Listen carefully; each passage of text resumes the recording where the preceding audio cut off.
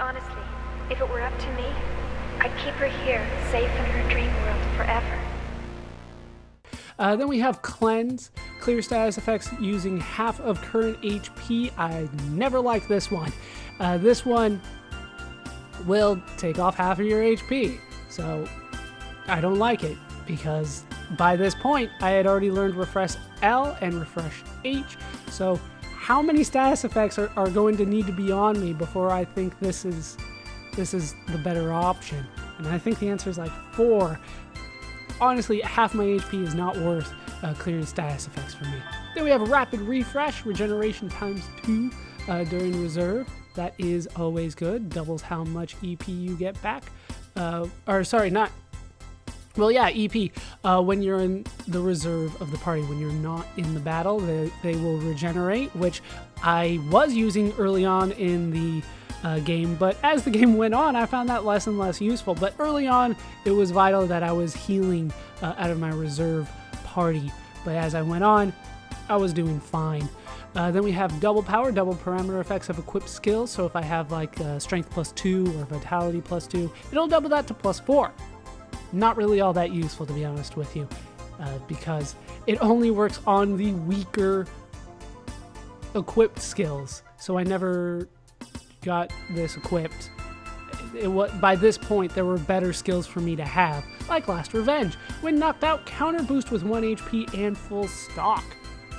In my opinion, this is better than the skill. What was the name of the skill before? What was it? It was up here, wasn't it? Safety level. There we go. This is better than safety level because it's something that I don't have to take up a turn casting at the beginning of a battle. Plus, when I come back, I have full stock. This will only work one time. Safety level, of course, you can use over and over again. You just have to recast it every time they come back. But counter boosting with 1 HP and full stock gives you the chance to heal, and your character is more or less back in the fight. So I like this skill. As you can see, I still have it equipped on a couple characters. This is actually the reason that I think that Beelzebul and Phobos Regos came back, because I had Last Revenge on, not safety level. That was my mistake. I got those two confused. We're on D, right? Yes, we're on D. All right, here we can find more guards. Once again, these are very useful, especially for the skill points that they require. They're very low skill points, usually about 200-300 to get these each. Stun, Lost, Poison EP, and Slow resistance up. Once again, there's so many statuses in this game that you won't be encountering any one all that often, so it's really just better to defend against all of them. But these, of course, will help you along the way. Then we have Quick. Quick, of course, is useful. However, it usually only lasts 5 turns, so I'm not that big of a fan of using it, except in certain boss fights, Mikumari in particular. Then we have Charge Time. This will double your HP regeneration. Never really got into that, to be honest with you. Then we have Critical Chance, plus 5%. Once again, never really got into it. 5% is just too low for me to waste a move on that. Or sorry, not a move, an equipped skill slot for that. Remember, I only have 4 of them. Then we have First Combo, stock plus 1 when battle starts. That is useful for when you are grinding against weaker enemies. I did use this from time to time, but as the game went on, then I found that less and less useful. Honestly, most of the grinding I'm going to be doing now in order to get everybody up to level 99 is going to be Shion casting Erde Kaiser Fury and hoping that kills everybody that I'm up against. That's pretty much going to be the strategy going forward. So First Combo, not all that useful anymore for me. Then we have Prayer, receive a heavenly gift. Honestly, I've never been a fan of this one. It is a healing spell, but it's too expensive. There are better things for me to do. Then we have Break bonus chance plus 15%. If I remember right, there's a delay on Prayer. I'll use it. I didn't use it during the rest of the Let's Play. This might actually be the high-end healing spell, but if I remember, there's a delay on it. Maybe I'm thinking Pokemon again, but I'm pretty sure there's a delay on that. I will test it though, because we're going to see all the ether spells being cast. Then we have Revenge Power, 25% chance of counter boost after taking a critical hit, only after enemy individual attack. To me, this sounds really good, but then when you start dissecting it, it becomes so rare that I don't like it. Okay, so once again, the enemy has to hit me and just me, right? Just the one character. If it hits everybody, then it doesn't count. So it has to hit just the one character. Then it has to be a critical hit on top of that, which I believe is like a 25% chance, maybe up to 50 when it's on a critical turn. And then if that happens, then there's a 25% chance that I'll counter boost. To me, the odds of that are just way too low, so I never got into that. Then we have rare item plus 30%. Once again, I never really had an issue stealing the rare item, so I never got this. Once again, I think the most that I missed was 3 turns, so just not that useful for me. Then we have Misty, block BRG's enemies, Ether skill. This is more or less silence. Usually the enemies that you would want to use this on are immune to it, so it's not that useful. It's not like you're up against any Malboros, you know what I mean? No bad breath is coming your way, and typically Malboros would be immune to that anyway. Then we have Infection, lower status resistance of B or G enemy. Once again, not all that useful for me because I feel like it would be 2 turns to cast 1 status effect on the enemy, and there's a good chance they're immune to it anyway. Then we have Guard. This is very useful. As you can see, everybody has it. Damage reduction plus 20% when guarding, which honestly you're going to be doing about 90% of the time that you're going through the game. So it's very useful. Then we have Ether Burst, double ether attack damage, but also doubles EP consumption. If you pair that with the EP half that we'll see later on, then it works perfectly. As you can see, only a couple of my characters learned it because I just got it, but I might actually have a few people learn that because the ether attack damage, I believe, counts towards Shion and Momo's normal attacks as well. So if already Momo wasn't doing enough damage for you, I believe. I haven't tested it myself. And honestly, there's so little information out there about this game. It drives me nuts. I'm like, I want to know. Don't tell me. Skill up and experience up 10%. Incredibly useful. I went out of my way to get these because they are so good early on. You want these. I mean, hell, once you learn these, you might want to save all your class points and skill points to get just these to save you more time than it saved me because I got them pretty late. And we have Combo Boost. This is very, very useful. Boost possible even when your character icon is showing. Once again, if you want to do a lot of damage early on, this is what you want. Combo Boost. It makes things so much less of a hassle. Then we have EP half. Pretty basic. EP consumption halved. It's very useful. I don't have it on anybody right now because honestly I just had the one fight that I was doing and it was just the Patriarch every time.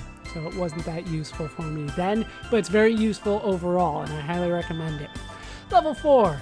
Now we have Heaven's Rain, an aura ether attack that hits all enemies. If I remember right, it's still not all that powerful. For some reason, the ether attacks in this game aren't as powerful as I would like, but to be honest, I haven't seen it in a long time. It might be more powerful than I remember. Then we have Curse. Enemy takes as much damage as it causes. This is so much worse when it's cast on us than it is when the enemy has it. Because, of course, we're doing, like Shion here, can easily do 10,000 damage in a single combo. If she's got Curse on her, that will kill her. The enemy, however, can normally only do about 1,200 damage on a huge attack to my party, so 1,200 damage to the enemy, not that much, but 10,000 damage to me, that's huge, you know? And we have damage minus 10, lowers all damage received by 10%, very basic defensive skill, useful in a lot of fights. Then we have Samurai Soul, increase attack when party member is knocked out. I don't like this one because it implies that my party member is knocked out before it's useful. So I don't like it. I usually have all 3 of my party party members up, and if they go down, I don't want to spend any time attacking. I want to bring them back and try to make sure they live. So Samurai Soul, not useful in my opinion, but it depends. That's really my playstyle more than it is the skill. Then we have Annihilation. This is the spell, which was really only useful in the one fight, although if the enemy casts Quick, you might want to use this, but it is expensive. It's very expensive, and as I'm sure you remember, not all that powerful. Then we have Focus 2, recover 15% EP with the stock command. That will be useful, of course, so every time we stock, we get more EP back, to the point where we might never run out of EP ever again. Then we have Lost Agility, retain full agility after casting Ether. This is very, very important in the layer boss fights. So once again, I highly recommend it. It's not all that expensive either. If I remember right, it's 3,200 or 24 or 2,800, somewhere around that range, because I have it.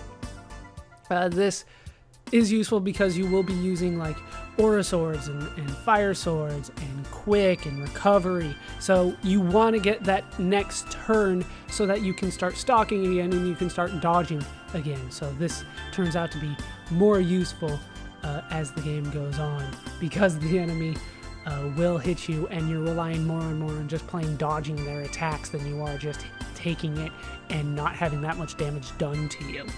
Then we have Night Soul, increased defense when a party member is knocked out, same as the Samurai Soul. For me, not that useful because I am not letting my party members stay knocked out if they do get knocked out. Then we have Overload. This is somewhat good. 50% chance of a stock +2 when using the stock command. It's useful in certain fights, especially when you're just playing grinding. But for me, a lot of the times I'm just trying to build all 3 party members at once, so I don't want one person to be so far ahead. But, you know, it's useful for the grinding. And I'll probably have that for the grinding setup. I'll probably have everybody equipped with that. Then, of course, we have Status Resist 30. Very useful, especially in the boss fights where you know they're going to be using statuses on you, like the Mikumari fight. Well, pretty much all 3 of the super bosses. All 3 of them after Dark Erde Kaiser. Then we have Status Double. That is useful in certain cases, especially when you want to use Quick, but not too useful overall because really the statuses aren't too vital in this game, except for the swords. That's the only thing that I could see you using it for, is, you know, the flame sword or the Aura sword. This will double the effects of that, so that lasts 10 turns instead of 5 turns, and that way you can get 2 full combos off before that will expire on you. So if you're using it for that, then sure. Other than that, though, I usually don't mind wasting the turn re-upping the swords. Then we have HP Mind plus 15%. Of course, once again, very important to get that because it will increase how much you get healed. And considering that healing in this game is not that great, to be honest with you, that is pretty important. Remember, I was using items towards the end for all my character battles because the ether healing is not where it needs to be in this game. Then we have Best Ally. Auto revive and recover all HP one time. This is the ultimate healing spell, and as you can see, it costs like it's the ultimate healing spell. It is 60 EP in order to get this done, and it's good one time, but really it becomes so expensive that I don't use it. But there are definitely some cases when I should. If I had it in the Patriarch fight, I probably would have used it then. If I had it in Phobos Regas, that would have been very good. And a lot of people say that you can't take on Phobos Regas unless you have Best Ally and you cast it on everybody, because if he uses some of his higher abilities, he will kill you.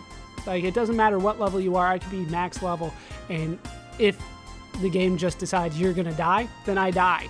There's nothing that can be done about that. Of course, skill up and experience up, you want to go out of your way to learn these. These are very expensive, but well worth it. Go out of your way to get it. It will help you in the long run, especially if you're trying to get up to level 99 and learn all skills like I am. Then finally, we have Rebound. 50% chance to counter boost after guard or evasion when using the stock command. This is the one that you want, and I don't have it yet. I will show it off, of course, because I will have all my characters have all the skills when we go take on the Patriarch again, which won't even be that big of a deal. But counter boosting every time I evade, or sorry, half the time that I evade, you know that's going to be good. And knows how it doesn't limit it to single attacks. It means that it can be hit when it hits everybody. You can start counter boosting. Oh, it's good. That is a good one. So that is it for the skills. We will actually be back with an ES Tech special. I believe they call them techs. They might just be special attacks. I'll have to look it up. Unfortunately, I can't do that because my ESs aren't here, but that is going to be next. Once again, I'm not going to level those guys up to level 99. I feel that's going to be kind of taking too much time away from me progressing to Xenosaga Episode 3. So for the time being, we will watch their techs. Then after that, I will be back when I am level 99, have all the skills, and I can show off all the character text, and I can go over character stat comparison. I'll also try to make an effort to go over ES stat comparison, but since I won't have hard numbers in the game, and I'm not sure I can find hard numbers on the internet, I might just have to wing it, but that will be dealt with later. Next up, we do have the ES showcase, whatever I end up calling it. But with that done, that is going to do it for these parts of Xenosaga Episode 2. I have been Molly Scuba. I've been joined, as always, by my 100%ed the game squad of Junior Shion, Chaos, Ziggy, Jin, Momo, and Cosmos. Hope you guys have enjoyed these parts. Hope you laughed. Hope you learned. Hope to see you next time. Thanks for watching.